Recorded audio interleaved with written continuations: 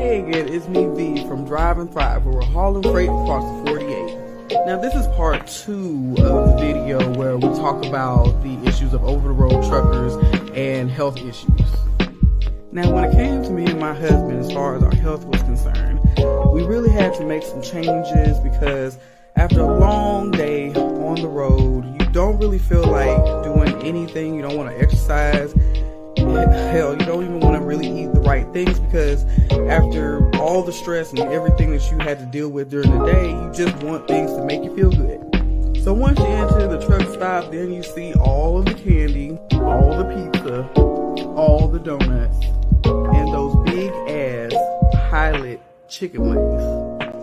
And then after all that, you're supposed to digest all of that crap every single day because that is what is usually offered to a lot of drivers out there on the road. And let's not forget those roller hot dogs, which I really don't understand why people would go and buy those things. I do not trust that, and there's like a whole urban legend around that whole ordeal. Just, I don't want to explain it on here. Just if you really want to find out about that, just go to Truckers Reddit. They'll tell you about that. I don't want to talk about that there. Anyways, going back to what I was saying, it's just that when we had all these different health issues, just going around like basically almost like 6 months, I would have to even say, of being on the truck. Like, well, me, being on the truck, it just seemed really kind of crazy, trying to deal with a lot of different health issues, like all, the ankles in my feet swelling up and, being out of breath or just my knees hurting, things like that. So we had to come up with, some different ways of eating, different ways of finding some way to do some type of exercise or physical activity. Now, currently, I do what's called alternate day fasting. And that's basically where you fast one day and you eat the next, and so on and so forth. My husband, on the other hand, does what's called intermittent fasting. And that's basically where you choose to eat at certain intervals during the day, but most of the day you're fasting and you have like a slight window of time, maybe 6 to 8 hours a day in order to eat all the food that you need for the day. Now, I know it doesn't really sound that much fun, but it really helps you with the portion control aspect because you really have to think about the fact that you're not burning any fat or calories per se, because you're sitting on a truck for long periods of time. You're not doing that much at first anyway, or during the whole time. So why eat a lot whenever you're not doing that much to burn off all of the crap that you just ate? Now, personally for me, I've lost a good amount of weight, and of course, I'm not going to tell you how much I weigh, but I've lost 20 pounds, so I'm really glad about that. And so we are now at this stage where we are trying to find different ways as far as different ways of eating, or as far as finding different places to eat that are not going to be as detrimental as other places, because sometimes within all the crap that they have out there, there are some little places and spaces here, there, and everywhere, or even just considering going to the store that can make a hell of a lot more difference. So one of the first things you might notice is that Love's Truck Stop is probably one of the best places that you could find any type of healthy option at a truck stop. I mean, their choice as far as fruits is just absolutely immaculate. If you want to have, instead of getting like your cookies or candies or donuts or whatever, just get you a cup of fruit. They have watermelon, they have grapes, they have cantaloupe, they have honeydew, strawberries, they even have little fruit cups. And then, of course, they have all these different varieties of salad. They have like a strawberry pecan salad, or I think it's strawberry walnut or something.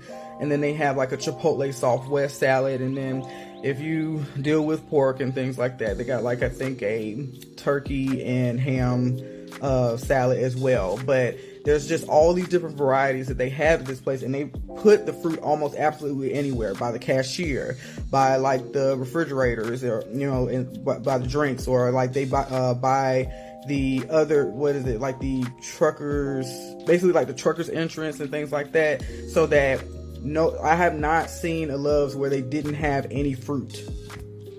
Now, another thing you have to know, so the TAs have, I think there was like a map where they had, it basically would tell you where there are designated TAs that have certain stations for certain things. Like some of them have gyms, some of them have, well, like little gyms or that have gym equipment, and some of them have walking trails. Some of them even have like little sports or like activities, like I think cornhole or something like that, that you can use in order to keep yourself physical. And they'll even tell you like the location of these places.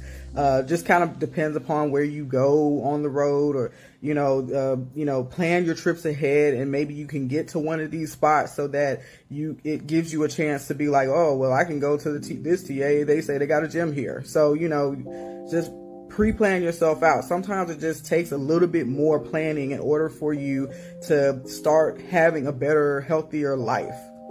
Now, I heard this from another driver, which is like really interesting, that if you're going out and you're trying to find something to eat, of course, like avoid a lot of the fast food places as much as possible.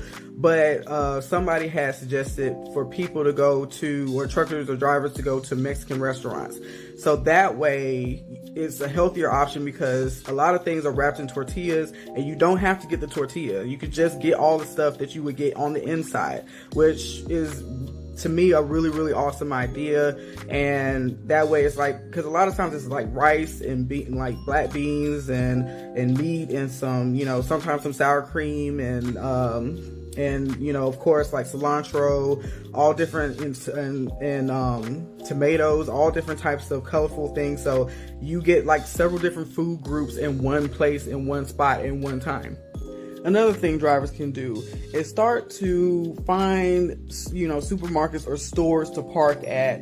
And I know it can be kind of hard and it can be kind of difficult to do, but of course, just find a place or store that you could park at. Go shopping at the store, because it is way cheaper just to sit up there and go to the store and get all the supplies that you need for the week that can last you, and make some healthier options and make healthier choices there, because all the fruits, all the vegetables, all the different, meats and things that you might need, and you can even get cooking materials that can help you on the truck, like at the supermarket or the store.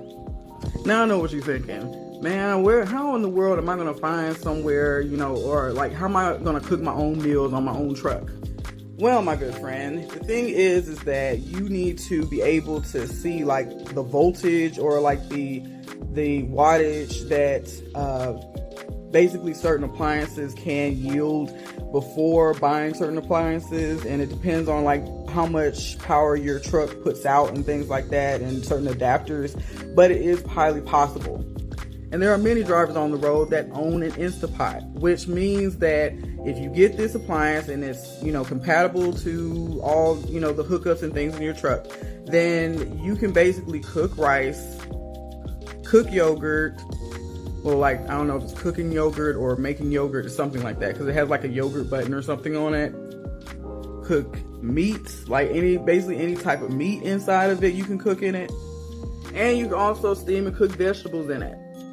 So you have your own small little stove that you can, it is a pot, but like it's basically your own little cooking apparatus that you can use to make all different types of meals. And it is awesome to use, and is very, very helpful, especially for those that are choosing to change their diet out here while, working in this industry.